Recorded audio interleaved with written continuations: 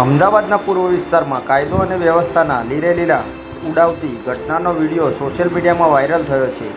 આપ જોઈ રહ્યા છો નવ દ્રષ્ટિકોણ ન્યૂઝ સત્યની સાથે હું છું કાળીદાસ પરમાર। એક નજર આજના મુખ્ય સમાચાર પર।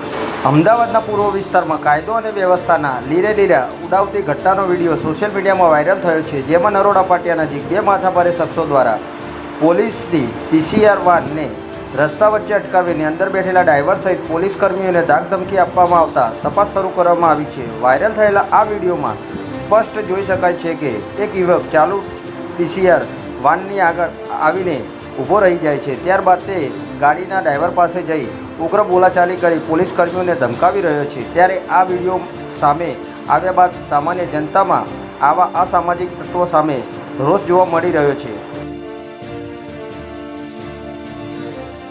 નરોડા પાટિયા પાસે કૃષ્ણનગર, નરોડા અને સરદારનગર એમ 3 પોલીસ મથકોની હદ લાગતી હોવાથી શરૂઆતમાં આ વાન કયા પોલીસ મથકની છે તે અંગે ગૂંચવણ હતી, પરંતુ પોલીસની તપાસમાં જાણવા મળ્યું છે કે આ van Saidpur બોગાના state reserve police ગ્રુપની છે।